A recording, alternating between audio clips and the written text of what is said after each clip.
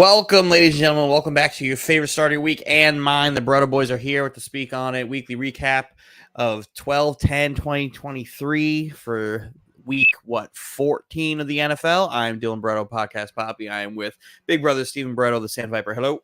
Last week of the buys. Last week of the buys, and here we are. Stephen and I didn't even get a chance to really do our little pregame fuck around like we do for a couple minutes before we get in here because we wanted to start fresh. How about them Cowboys? Coming to whoop that ass. Keep the team from doing the tush push. They got nothing. I said on the show this week that I didn't think there was a way that Philly was going to come into Dallas and win.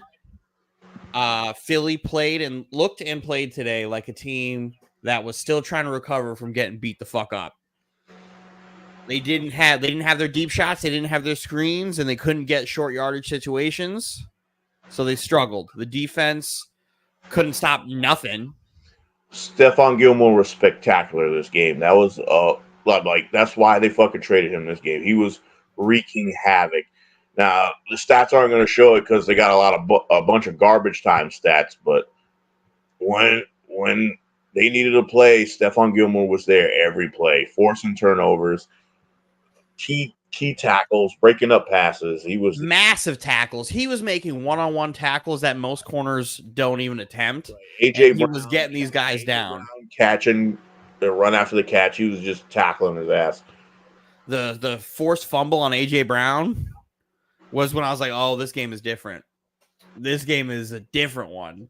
They came out there super prepared. They were pissed off about the last one. Because the Cowboys, and myself feel like the Cowboys should have won both of these games. They should have won both those games. That's how I feel. That's how the Cowboys came out and played. And they came out there and said, at our best, you can't touch us. And that's exactly what happened. At the Cowboys' best, the Eagles couldn't stay. Philly offense. They refused. Philly had Philly has been only flagged for holding 6 times the whole season. And I could pull up Micah Parsons being held 6 times in this game.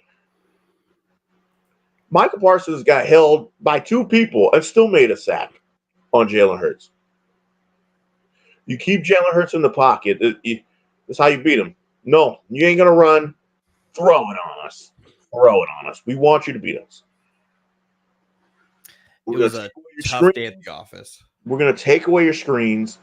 We take away your short passes. Throw it on us. We're going to make sure you can't run out of the pocket. Throw it on us. We're going to make sure. The touchdown scored today was Jalen Carter. Not the offense, Jalen Carter. Mm-hmm. Defensive Rookie of the Year candidate, Jalen Carter, on the Scoopski Patata scoop and score. Philadelphia's offense literally did nothing. Nothing. And that's exactly lucky for Philly. They have probably the easiest remaining schedule of any team. The last tough team they play is Seattle. It's next Monday in Seattle. That's they can win that game. But if Geno plays, if Drew Lock plays, they may have some problems too. The problem is if DK Metcalf keeps getting himself kicked out of games, then they're not going to stand a chance. DK got kicked out at the end of the freaking 49ers game. The game was already over. It was only like 2 minutes left. But they cannot cover. This was the first time Dallas punted one time today or twice. The first time they punted it since Thanksgiving. The first half, it's gotta be like one punt. Well, 7 quarters. 3 fumbles for Philly is terrible. Jalen Hurts fumbled. Both wide receivers out timed the possession. I went and I took a shower with 13 minutes left, and I blinked and there was 2 minutes. And I was like, "What the fuck? This is the fastest I've ever seen a clock run ever." They're down. They're giving garbage time. They're eating up clock. They're giving it. Go ahead, have the short pass. Now it's Philly. Philly's finally facing some adversity. Some adversity they haven't really seen as a group. They can win out and still win the division. They can, but I think this is the first time they've lost back-to-back games in like 2 years, right? Yeah. This is the first. Dallas only leads because the Philly still has like 3 divisional games. 3 divisional games left. So this is very interesting how the top of the NFC is going to be working out going into it. Because everybody here has a 30% chance of having home field advantage going into Week 15 now. San Francisco wins out. They have it. They'll get it. They have the head-to-head, but San Francisco still has to play the Ravens and the Rams, who aren't an easy out. McVay is not an easy out when it comes to San Fran. This was a good slate of football this week. Good slate. Like we'll get it. We'll start with the Patriots, right?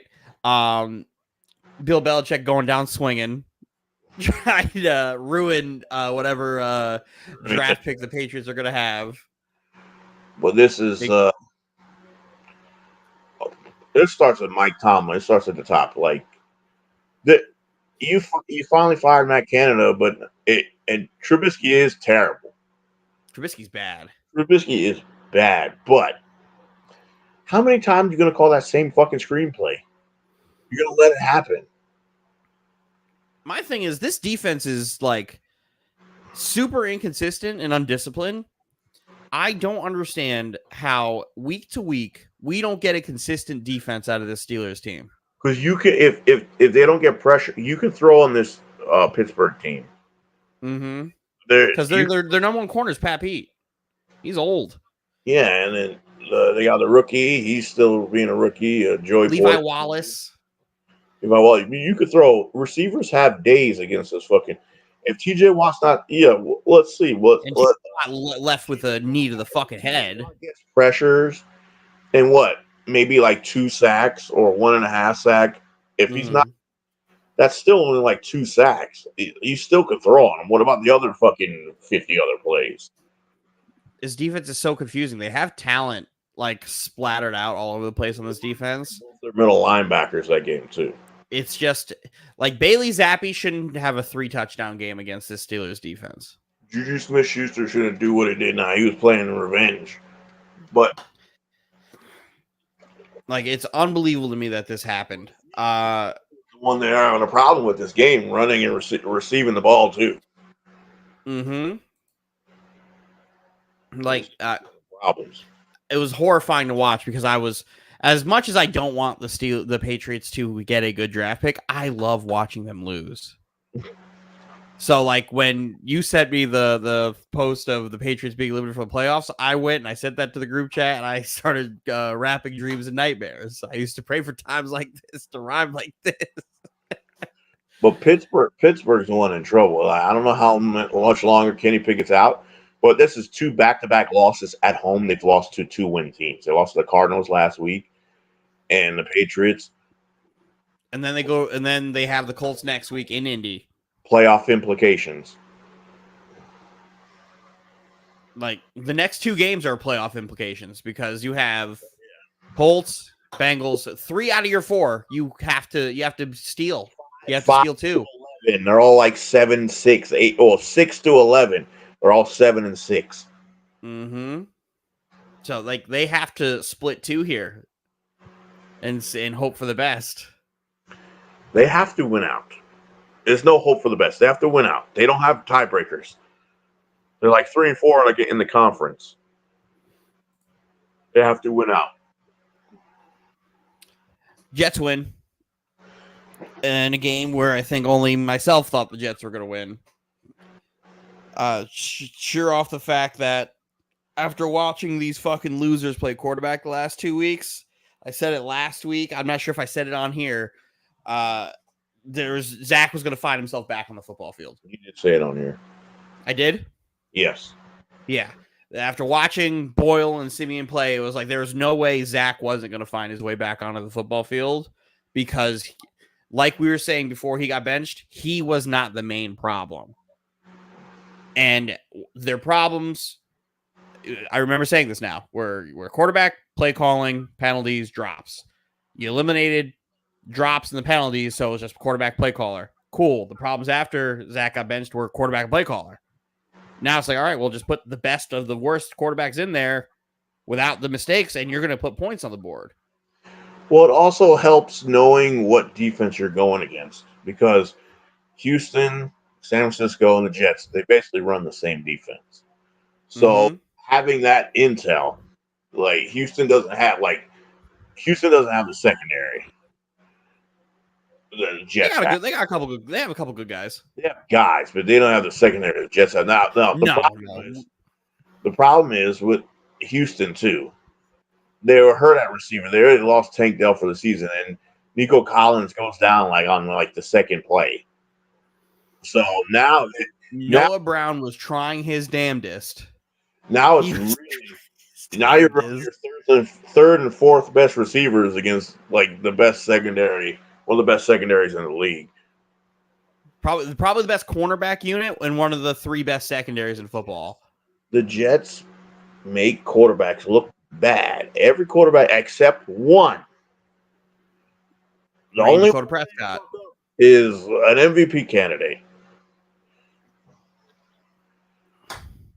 That's the only one. But the Cowboys are a great matchup for us because you guys have a good line. The CJ Stroud is in concussion protocol. Left the game. Yeah, CJ Stroud took a nasty hit late in that game. Yeah, that's the Tua backhead on the back of the boom. CJ Stroud gonna have to go to Tua's jiu-jitsu classes. Teach him how to fall. This was Zach's best game of his career. It was best game of his career. His first 300-yard game. He looked confident. He looked like he didn't give a fuck. And that was one of the quotes that came out. It was like maybe the head coach talked to Hackett and was like, "Can we get easier plays for the quarterback? Let's go. How many throws and how many catches by running backs today? I know Breece Hall had about. Breece Hall had 30. Yeah, Breece had 8 catches for 86 yards. He had 10 carries for 40 yards.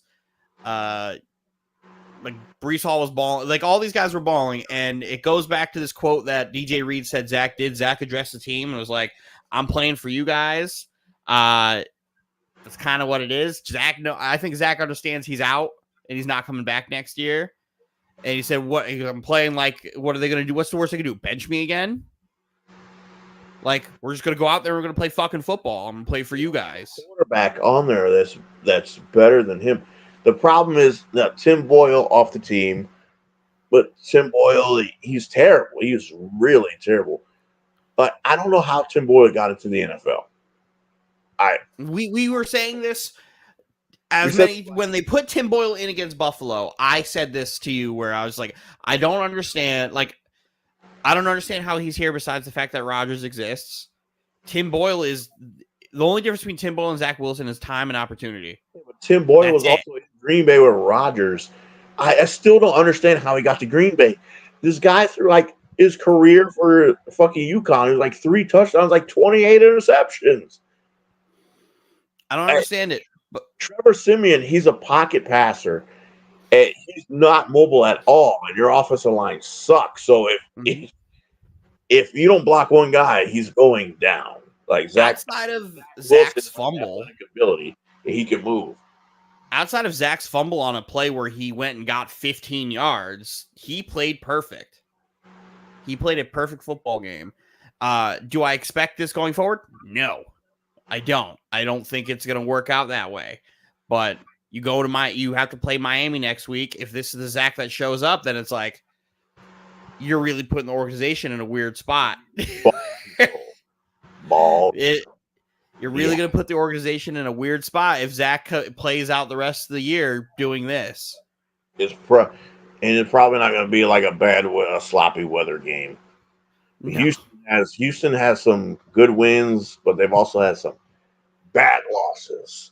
This is good. Let's chalk this up to one of those bad losses because this was a nasty game, and Zach looked fantastic. Only win, and Zach Wilson looked like Aaron Rodgers. Diced you up.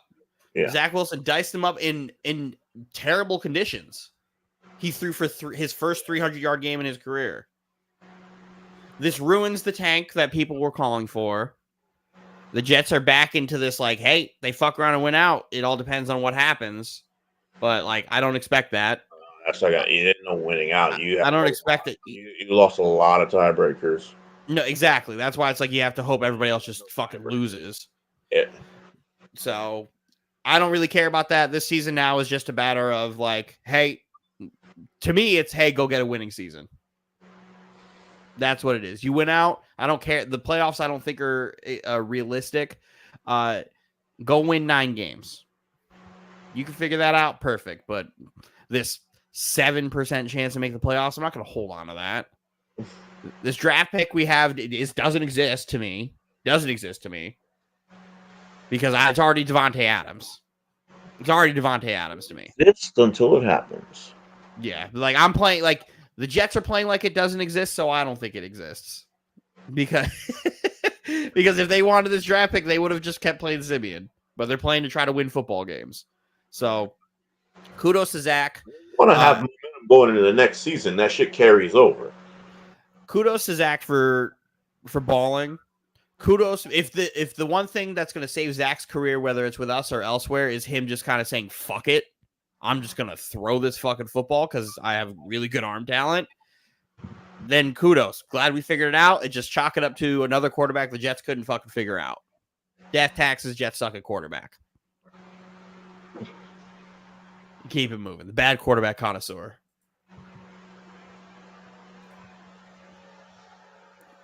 Rams, Ravens. Fun fact, ladies and gentlemen, Steven entered the gambling world today. And his first pick of the day was Ravens minus 7.5. And I was watching this game from afar just because of like, oh, I know the bet. I'm going to keep an eye on it to see how it's going.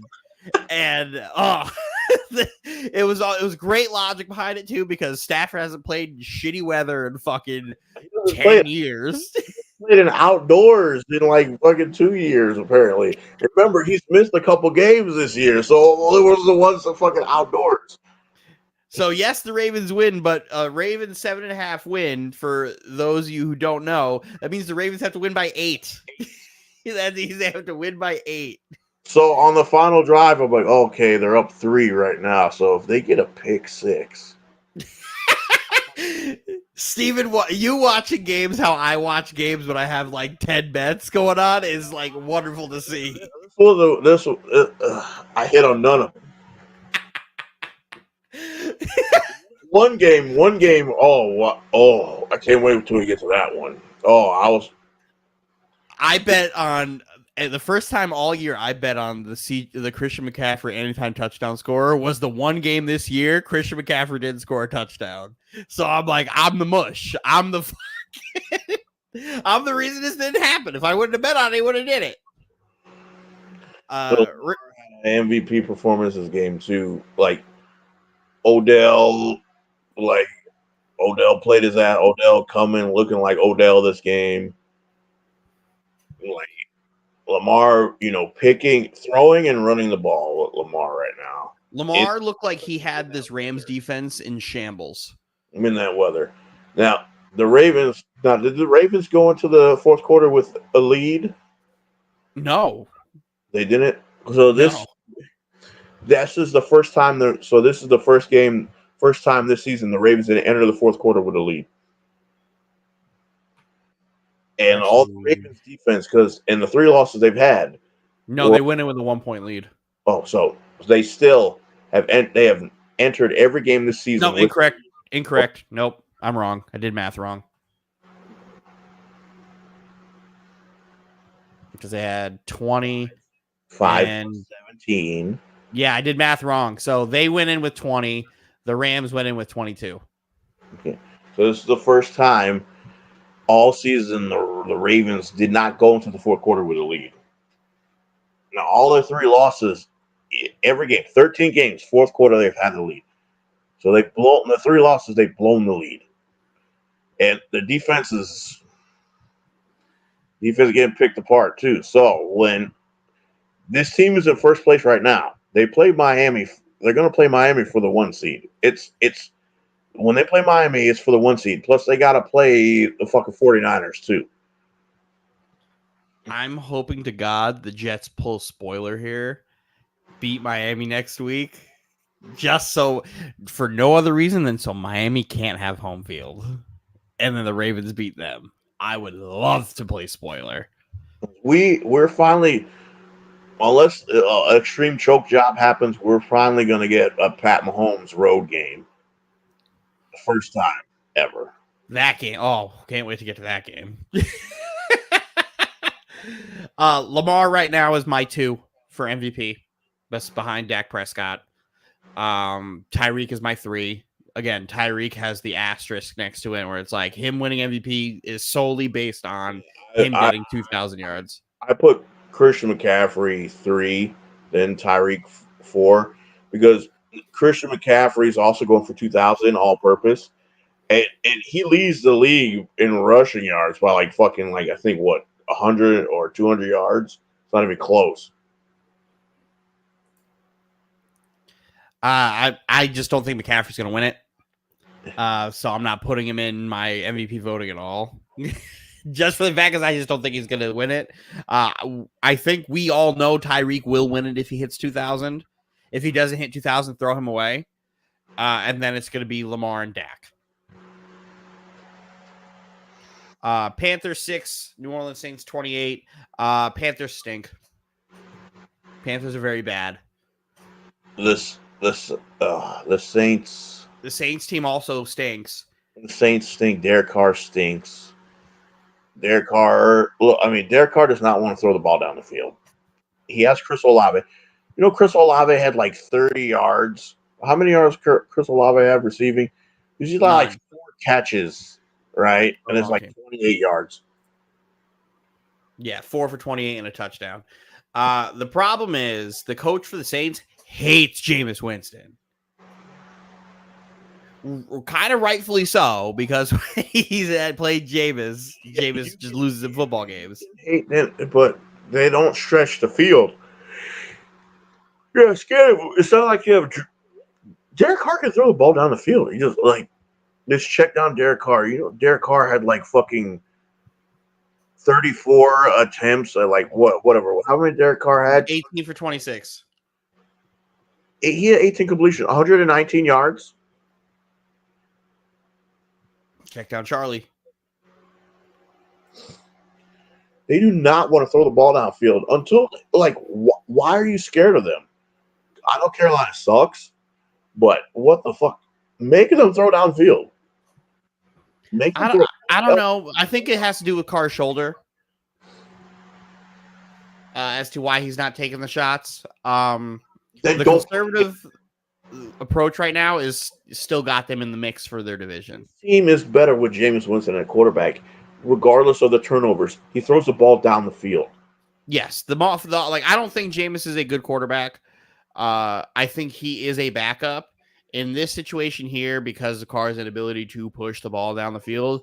You need an ability to kind of just throw it. As a legitimate threat at receiver.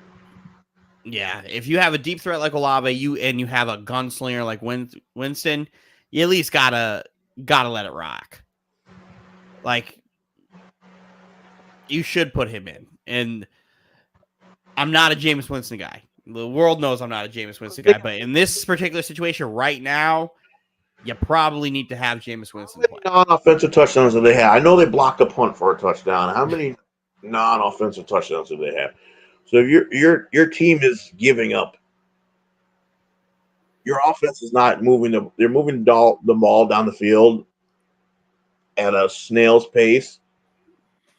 But they didn't have Taysom Hill, so when they get to the red zone, they can't use Taysom Hill this game. He was hurt. Both these teams stink. This whole division stinks.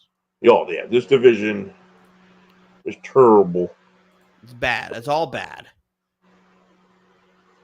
Bengals Colts. This was one of those games where the Colts were trying their hardest to let the Bengals score a touchdown. The Bengals were like, no. At the beginning of the game, they're like, no, we're not going to score. Remember what we were saying when Joe Burrow early in the season, he had the calf injury. It was obviously affecting his game. Like, play the backup in. Like, regardless if Jake Browning plays, he's still going to have. The Bengals have the best receiving core in the league. There's no receiving core from 1 to 3 better than the Bengals. Not better. There's two other that are pretty damn good compared, like Miami and Philly, but yeah, from 1 to 3. Miami doesn't have a 3. Philly doesn't have a 3. no.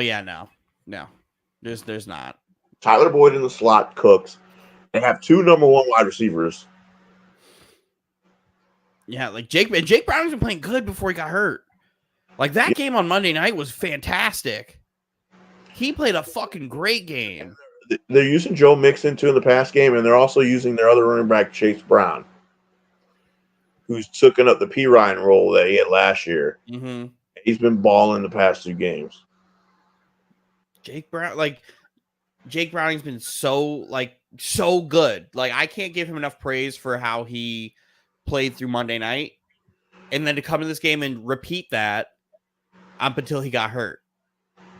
Like, luckily, I think it was only like muscle cramps, so he should be good for next week. No, I'm not. Let me paraphrase this, but I'm not saying he's better than Joe Burrow. No. I understand what you're saying.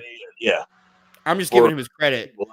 Yeah, just giving him his credit for coming into a situation where it's like, oh man, our season might be over because Joe Burrow got hurt, and you're like, nah, man, let me cook. Right back in the mix, but when we look at the AFC standings after all this, the tiebreakers, because they're basically undefeated against the NFC, but all their losses are AFC. In their conference.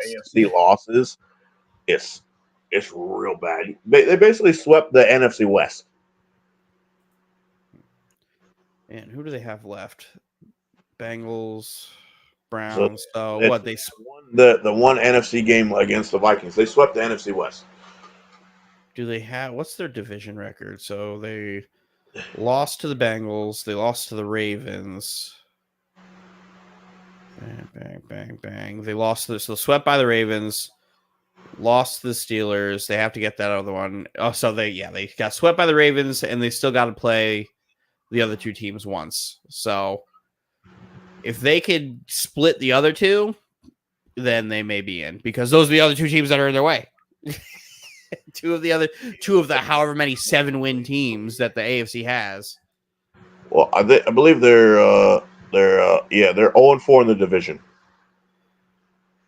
Yeah, that's not good because what? 3-6 in the conference. 1, 2, 3, 4, 5. They have 2 division games left, and they 7. have to win out. non-AFC division winners. There's 7 other teams with 7 wins or more. So if they could beat both the Steelers and the Browns, that'll definitely help their case. Because right now they're at 10th. Buffalo's behind them because they own the tiebreaker. Mm-hmm. Because 6 through 11 are all 7-6. So Buffalo has to fucking play some football teams still. Yeah. So they need to be very careful, because that win, we'll get to that Chiefs game when we do, but Bucks Falcons. This is the game that really. This is the game I want to talk about. I have Mike Evans over 74.5 yards. 1 catch. He only had like 2 targets going into the 4th quarter. I have him fantasy. He had 0 points going into the 4th quarter. And I said, Steven had Mike Evans over 74.5, and I think anytime touchdown scorer. I don't have any time. Okay. I just have 74.5. I also have Mike Evans on my other fantasy teams, and this is the game I was watching closely, because the winner of this game was sole possession of first place in the NFC South. Yep. So you had good Baker Mayfield and bad Baker Mayfield, and then you also had terrible play calling on Atlanta's side. The offense coordinator for the Bucs. I don't know who he is. he called the same shotgun run play with Rashad White like 20 times this fucking game. It's great for me. I also have Rashad White. Worked sometimes that shit did it, but like it's infuriating. Infuriating. And you know what the part was? Also the worst part about this game was, so I guess Chris Godwin's been crying. He hasn't been getting targeted. So Baker was forcing the ball at Chris Godwin the whole fucking game. That's why fucking Mike Evans wasn't getting fucking targeted until the end of the game. Like, no, you know what? Chris Godwin, you get your targets out. Mike Evans, then Chris Godwin. Like, it was terrible all around. And then watching you listen to you watch games through the eyes of a gambler right now is hilarious. I have Mike Evans on my fantasy team too. It's both. It's throw the ball. He was open on a lot of plays. I know he always is. And here's Mike the thing: Evans in the red zone is also a 98% guarantee to catch a touchdown in the red zone. I need to see the list of free agent quarterbacks that are going to be available in the offseason, because the Atlanta Falcons are in a bad situation where they can win the division, but they're not going to have a. If they don't make they don't win the division, they're not going to have a high enough draft pick to get one of these quarterbacks. Nah, there's going to be a couple quarterbacks that are going to fall out. I don't think it's going to be 3-4 quarterbacks to go in the first 10. Is he's got to go. He's not like he's terrible. He doesn't make decisions fast enough. He's late. Arthur Smith also needs to go. Yeah, he's late on his decision making when he's throwing. When he should throw the ball. When he's not quick enough. When he just waits too long. Like that interception to Carlton Davis. What he's trying to throw to Bijan, and Carlton literally ran. This is a throw behind the line of scrimmage, by the way. He literally ran to intercept that ball. He was so late on that read. He also had a touch that he also earlier in the game, or like earlier in the game before that interception, he had like on the 1 yard line. He had the same play, but he threw the ball so late it would have been a touchdown. It was incomplete. What the Falcons should do is Heineke that bad? No, I was just saying, the Falcons should do is just bench Ritter, make Heineke your starter next year, and just try to not win games. I know Heineke got hurt, and then they went back to Ritter. But what? Remember, the decision by Arthur Smith wasn't because Ritter wasn't playing good. It's because Ritter was concussed. So it wasn't a performance-based benching. It was an injury benching. You can't. The problem is, his reaction time, and he's reading defenses. He's taking too long to process. The ball is coming out late. It's not coming out quick enough. He's missing guys, or therefore missing them badly, or throwing picks. Because there's a couple plays where he's quick decisioning and he makes a good play, but the bad outweigh the good when he actually is on time with his reads and progression.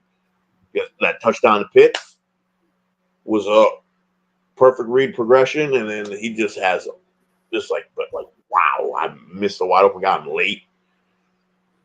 Let Heineke start. Try not to win games. Get Sanders to Atlanta.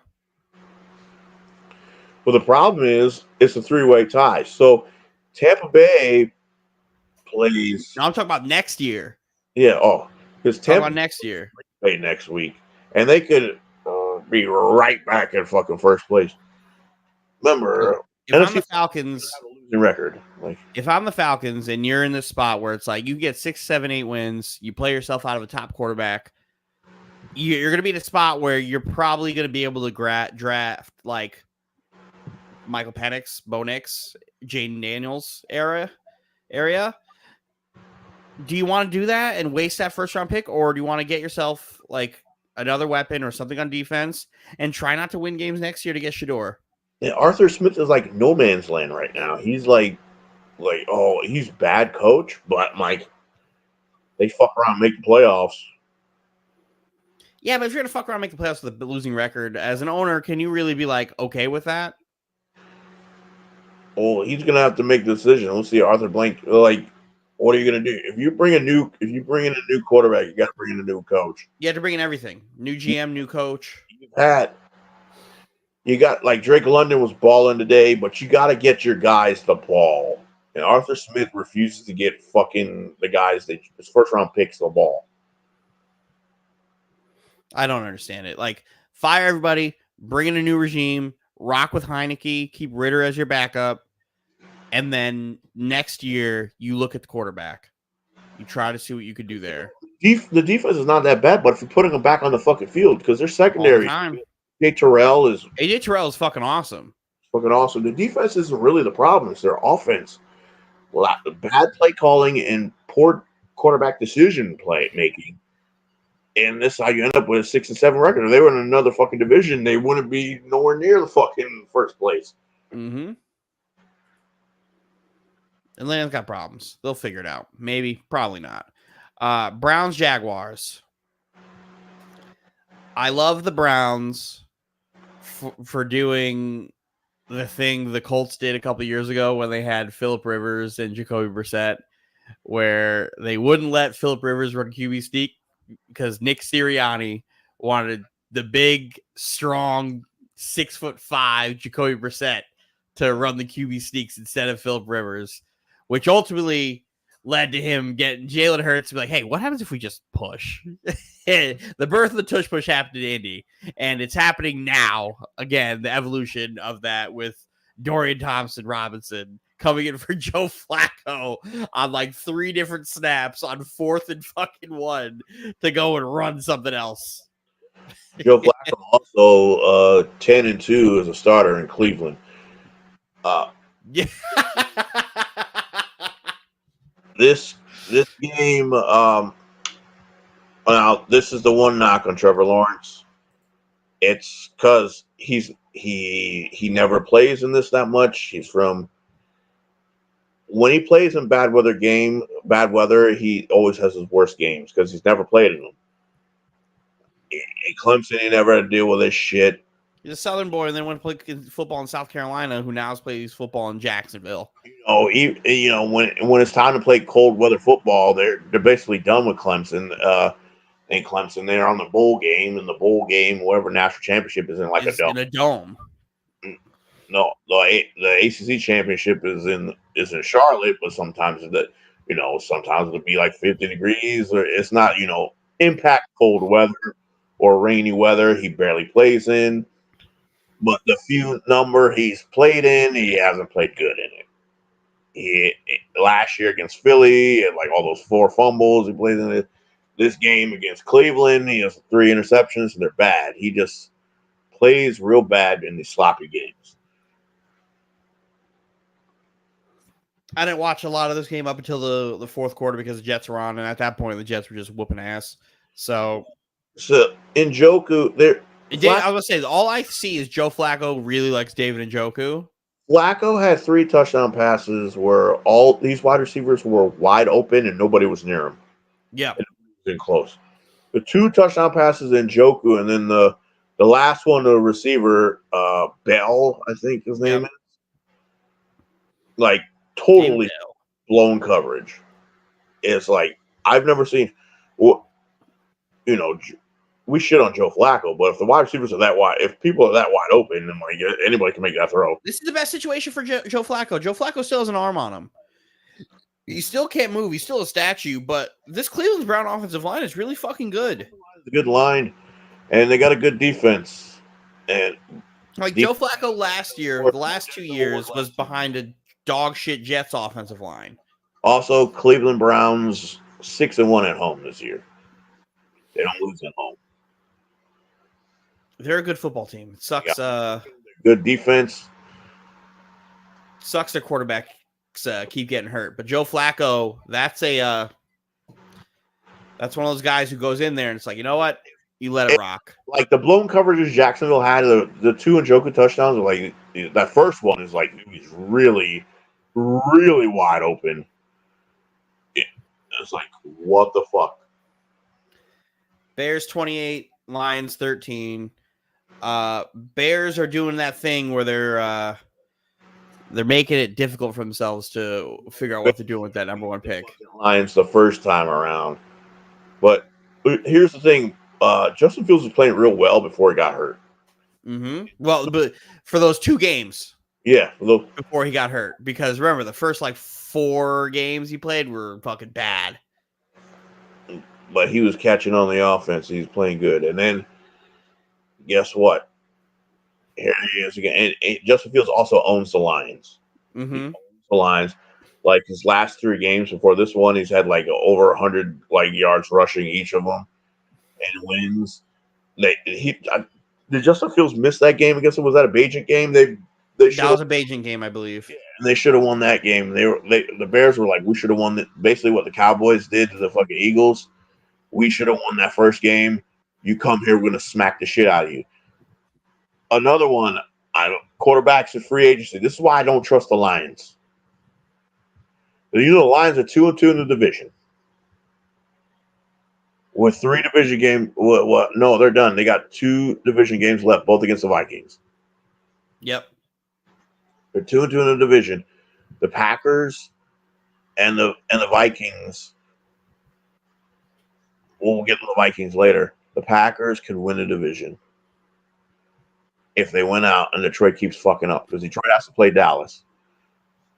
Still, Detroit hasn't been the same since they got the ass whooped since they got punched in the mouth by Lamar. Jared Goff, he's not the quarterback that'll take you places. He's the quarterback that can get you to one place, but he's not the one that can take you to places, plural.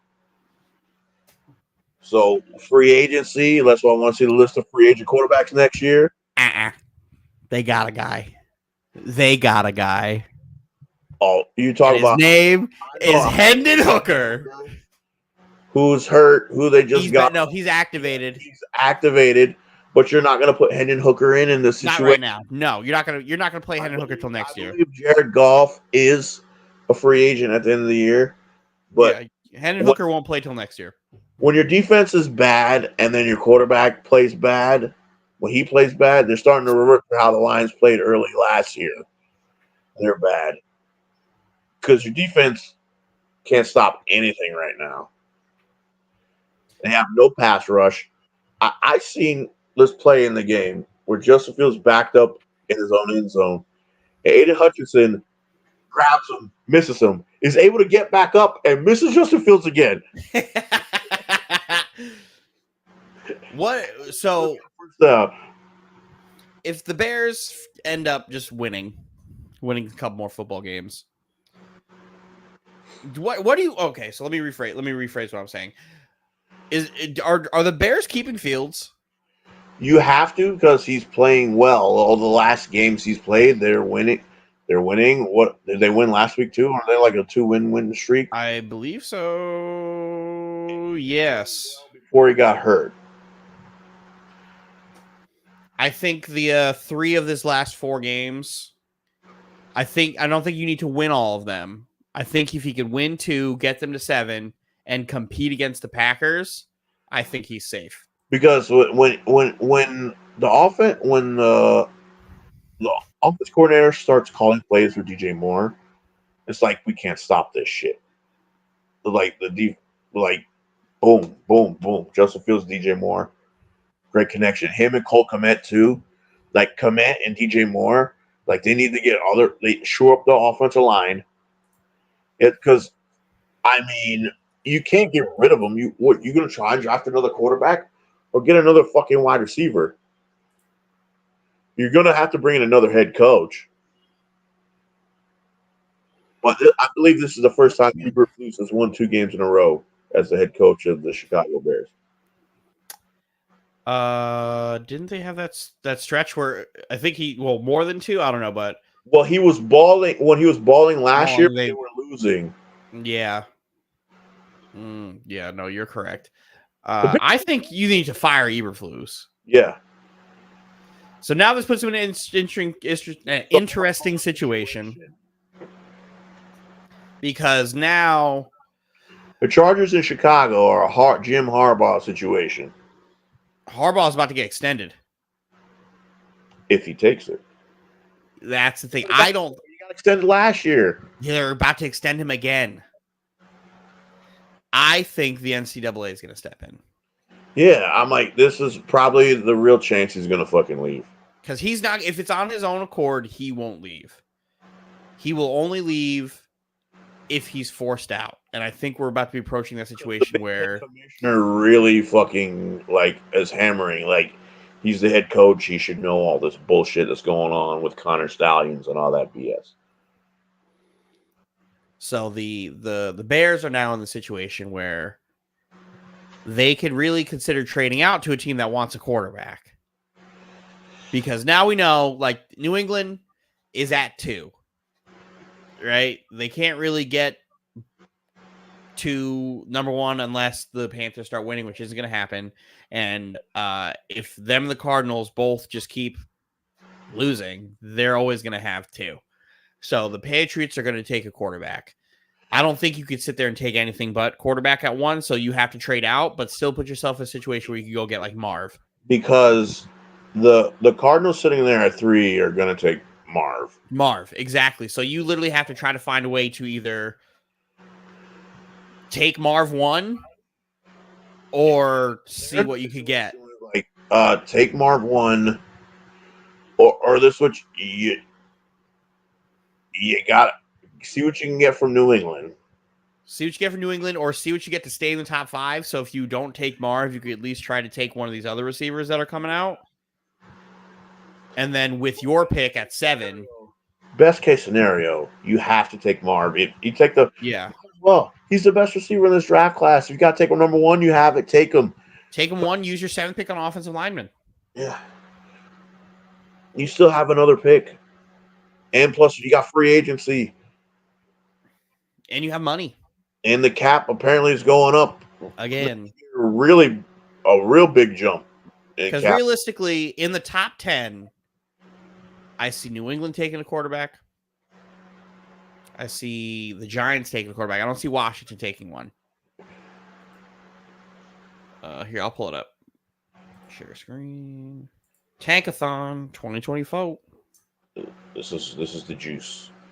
This is what you. Vegas may also take a quarterback, but that's it. Vegas may have back-to-back picks. Atlanta with the 11th could take a quarterback. Could, but I don't think they should. New Orleans. Because what? We're going to have 5 first-round quarterbacks? Maybe. Because what? You're going to have Williams, May, Nix, Penix, Daniels. Or Daniel. Chicago is they need... I know they don't really want the Panthers to win, but you need the Panthers to win to get you out of that spot. Get you out of a very tough spot. There's only been one wide receiver ever drafted number 1. Keyshawn Johnson. But well, if you got to do it, you got to do it. You cannot. Yeah. If he's there, you have to take it. And I don't care if he's the number 1 pick. You got to take him. He's the best receiver in this draft. What are you going to get for it? Unless you're going to trade somebody. Unless you're going to trade Justin Fields to one of those fucking teams. I don't think Penix goes in the top 10. However, the Giants interest me here because I think the Giants are the situation I think Penix would thrive in the best out of these teams because of Daboll. Well, Washington can take a quarterback. We don't know anything about Washington right now, other than the fact that the ownership Sam Howell. The ownership group really likes Howell. That's what I've been seeing.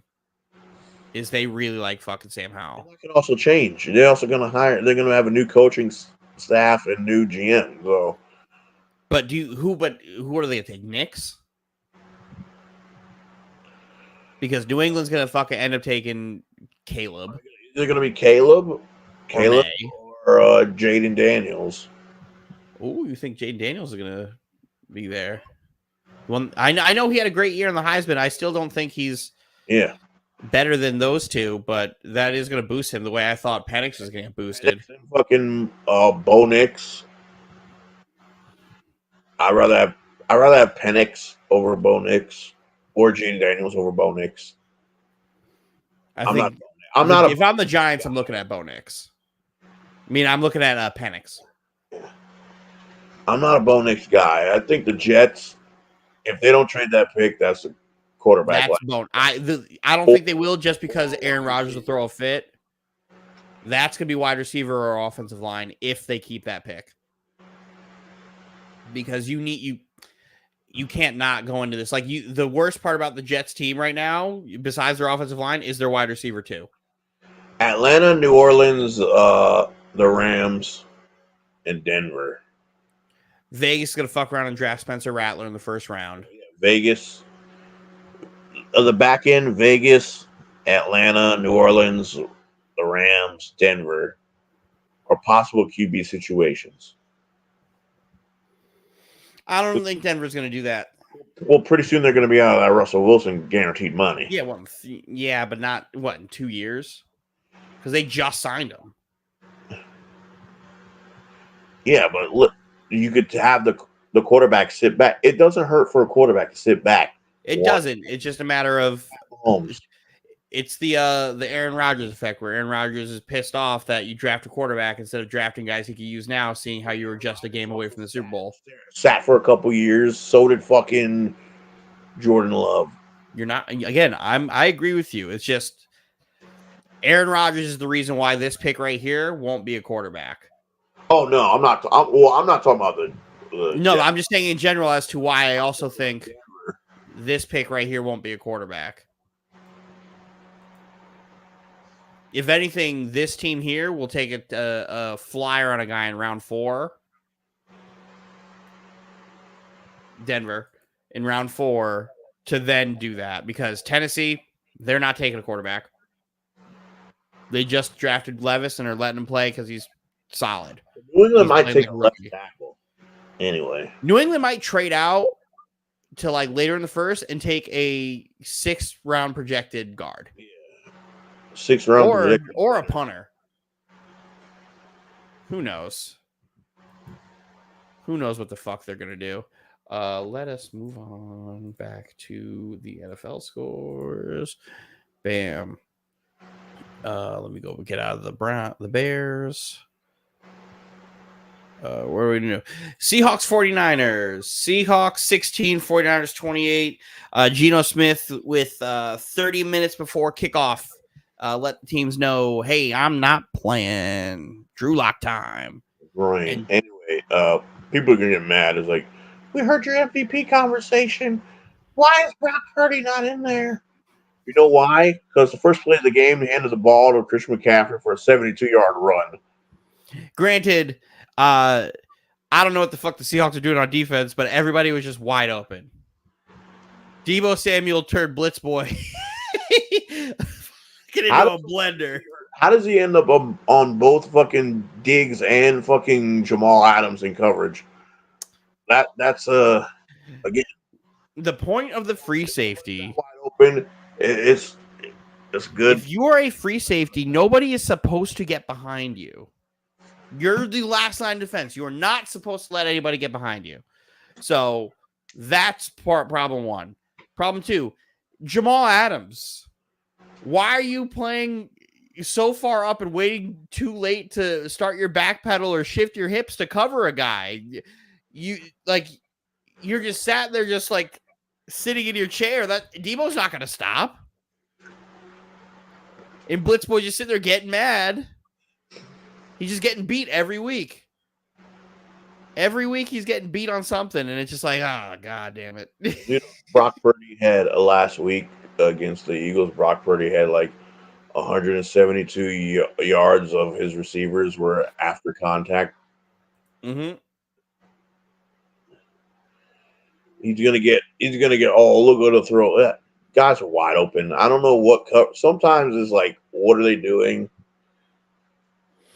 He had 2 receivers with over 120.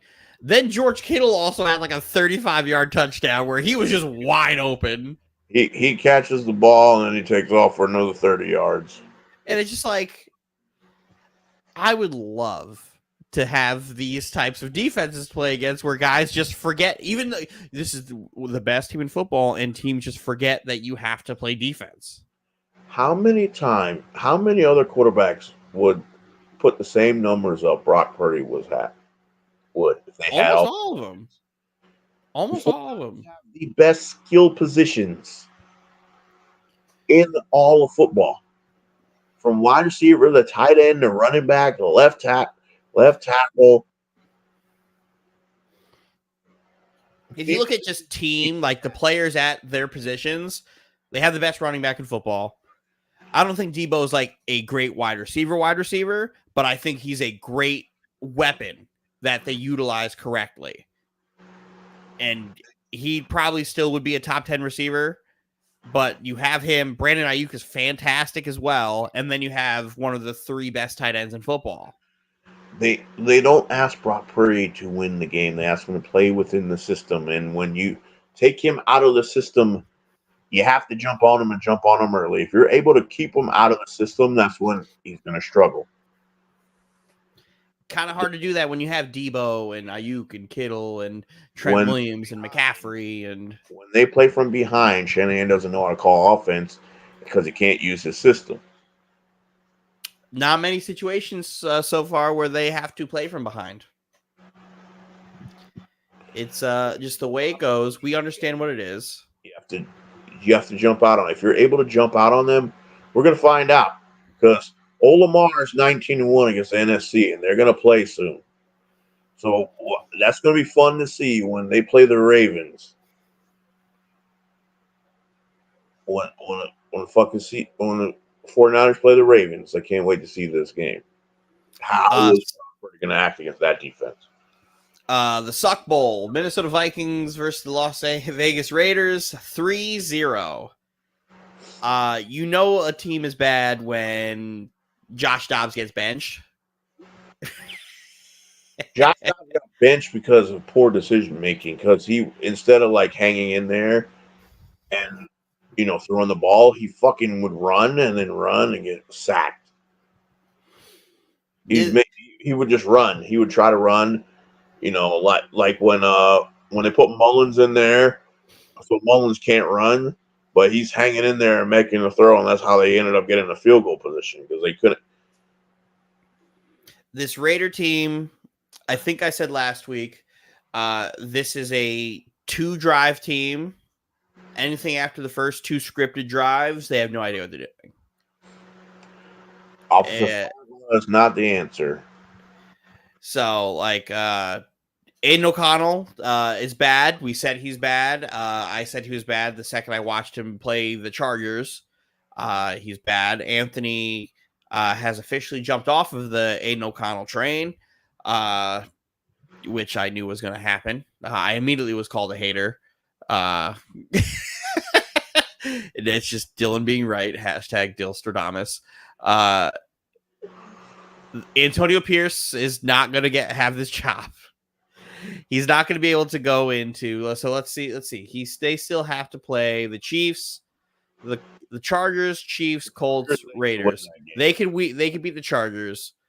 They could maybe pull something against the Raiders, meaning against the Colts. I don't see them winning those 2 games. So I don't think Antonio Pierce is going to stick around for a head coaching job because he got 4 wins. Potentially. I know for a fact he's not going to stick around for getting 2 wins. And they're going to move on.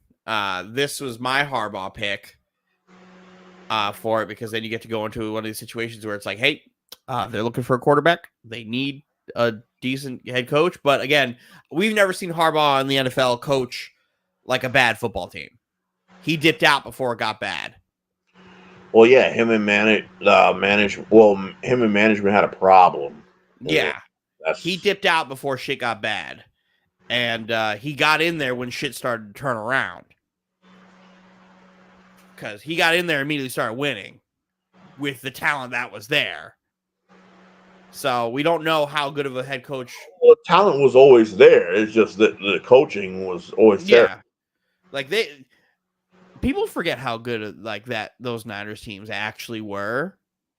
It's just they were hands. Alex Smith was there. Everybody was thinking Alex Smith was a bust until Harbaugh came. Alex Smith was there and playing and was fine. Just gave him dog shit. Frank Gore is a fucking Hall of Famer. Like, Vernon Davis is one of the greatest tight ends I've ever seen in my goddamn life. Michael Crabtree. All these guys are misused. Vernon Davis was labeled a problem by Mike Singletary.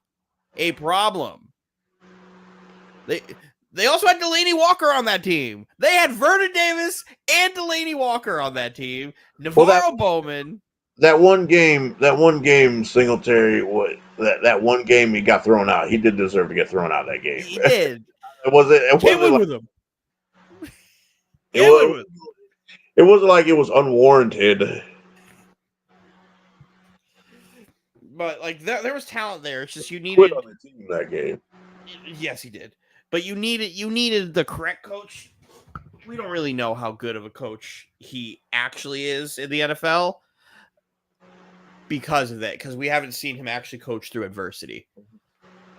To do that, that's my take on it. At least I don't know how good a coach he actually is when he doesn't have a bunch of Hall of Fame talent up and down the board. Because as of right now, outside of Devontae Adams, Max Crosby, and Josh Jacobs, who Josh Jacobs more than likely won't be on this team next year because they are just not going to pay him. He got hurt this game too, and he got hurt. The only person I see coming back to this team is Max Crosby. Devontae, to me, Devontae's already as good as gone. Whether it's to us or somebody else, he's going to ask out.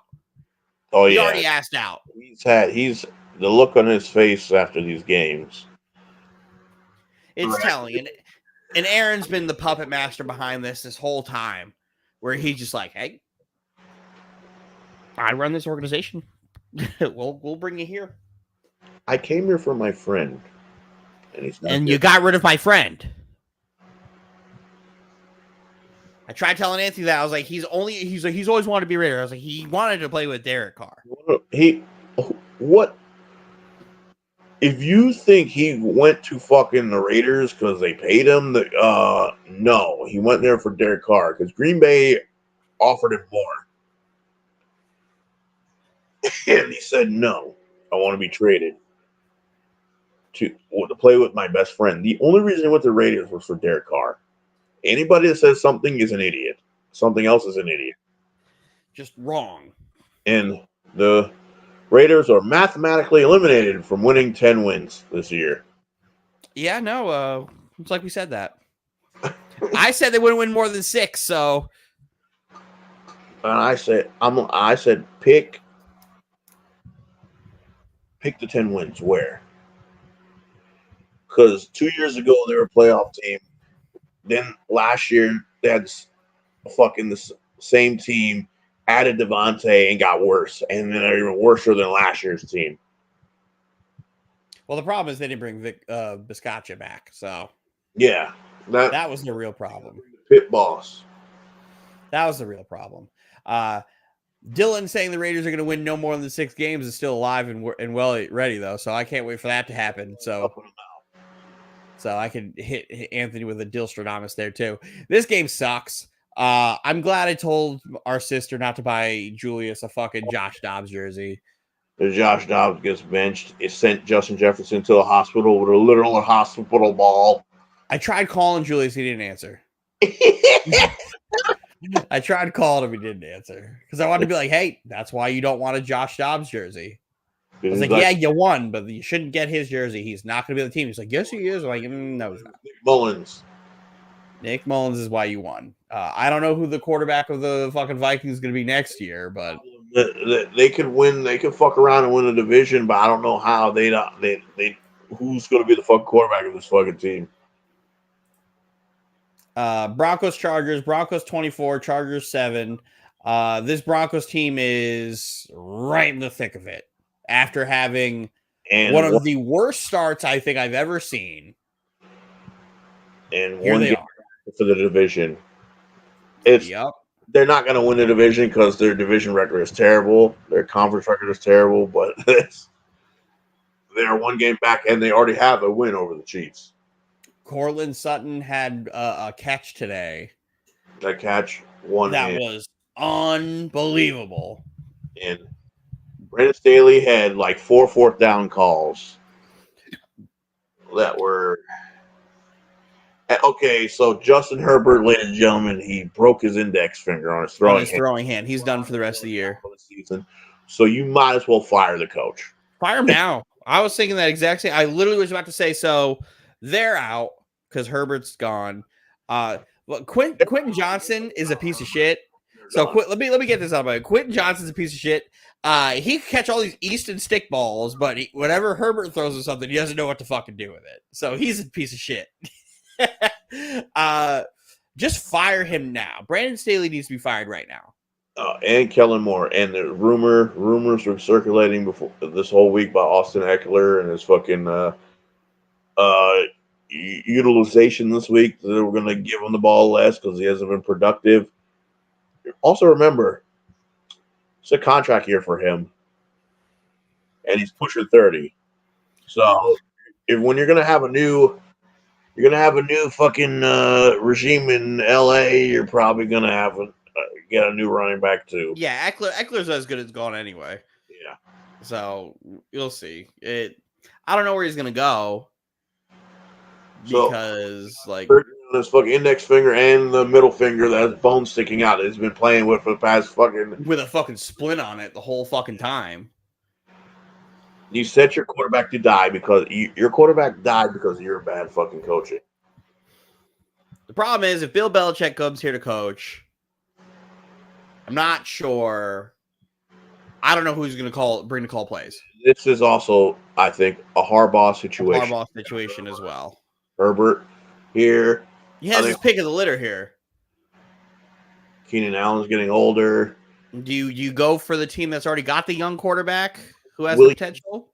Mike Williams, Joey Bosa will be back from injury. Khalil Mack lead the league in fucking sacks. Well, the problem is the Chargers couldn't get a pass rush this game because Russell Wilson I don't give a fuck what quarterback it is. If you give him 8 minutes to throw the fucking ball, Zach Wilson's gonna fucking look good too. He could not get touched. But Russell has this one play. You gotta let him Uber eat you the meal. Don't let him chef up the whole dinner. Call him, pick up the dinner and deliver it.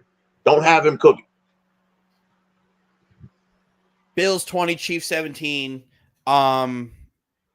This game, Travis Kelce made one of the single greatest plays I think I've ever seen on a football field, just for it not to matter, because Kadarius Toney is a fucking idiot.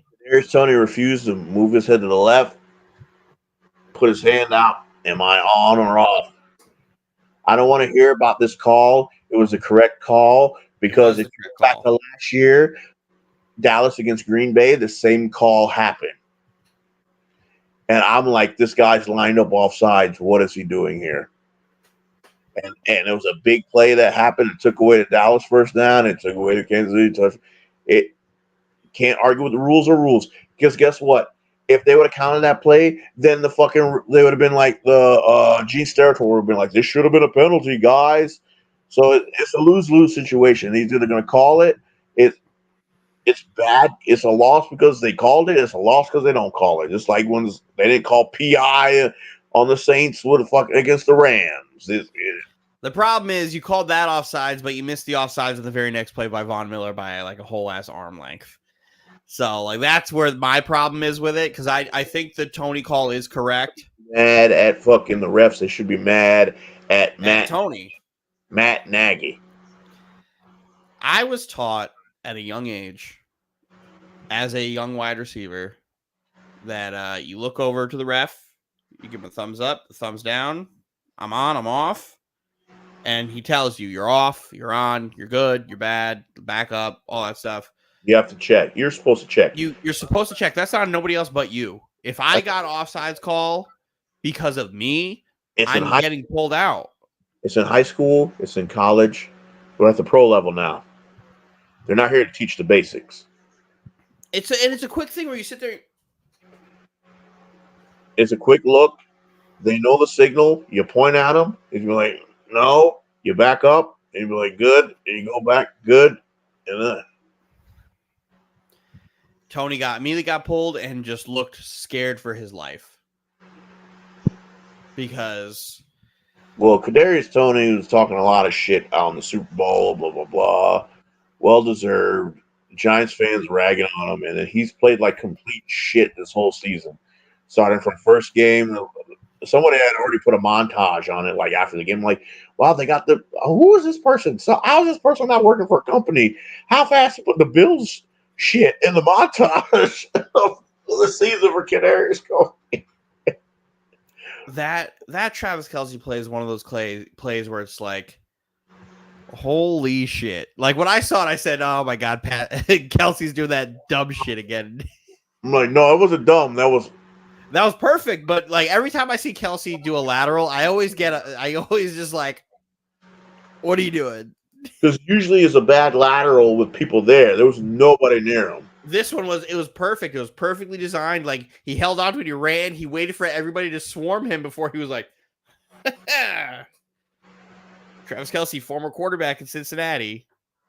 So for him to be able to get that off and Tony wide open behind him to run that in, that's just like, I was like, no fucking way that's real. No fucking way that's real. And it gets taken away. Well, this was a game that Buffalo needed anyway. They needed Buffalo absolutely needed this, and then Buffalo was trying so hard not to win this game. They got away from what it was.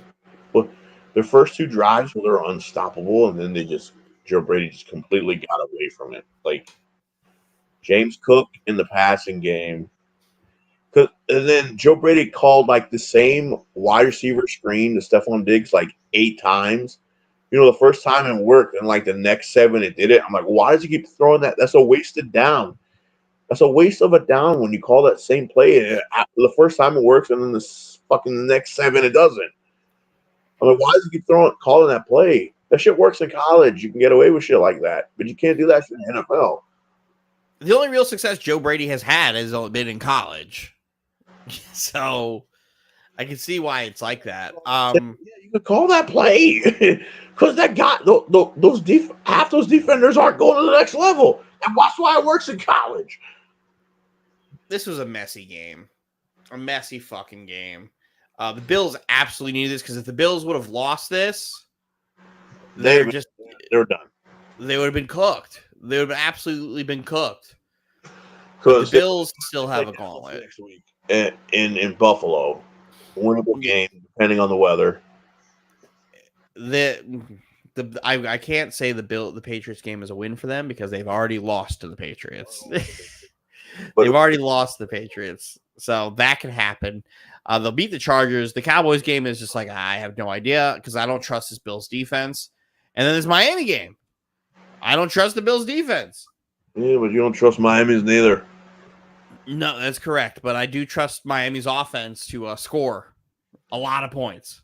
Now, here's the thing. Now, everybody's talking about Dallas's remaining schedule is like one of the toughest, but they're also facing no defense that's within pass under the top 20 in pass defense. So you got the Cowboys, the Dolphins, the Lions, the Commanders. Like one of the 4 worst pass defenses in the league coming up. If the weather's not dog shit, the Cowboys can win this game by like 3 scores. The Cowboys can win this game by like 14. The Cowboys can run through this team. And the Cowboys can run through this team. So, like, they don't play. I think the best defense they're going to play is going to be the Bills. They have. It's like, still, it's not. Still don't even crack the top 20. Mm-hmm. Healthy Bills, we have a different conversation. This Bills team. Matt Milano and Trey White is a different conversation, but they don't hang on the leads. It's they literally do or die by Josh Allen because Josh Allen is the reason they won the game, but it's also almost the reason they could have lost because that interception was the interception. Kansas City was a bonehead play. Kansas City needed that because they were freaking they were shredding.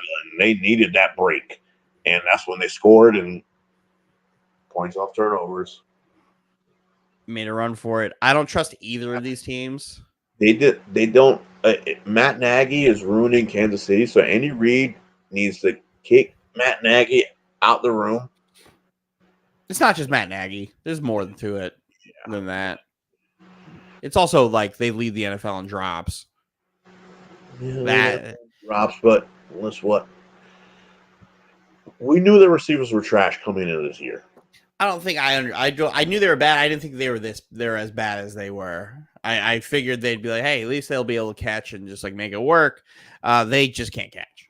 I was like, I always scream all year. I'll take my chances.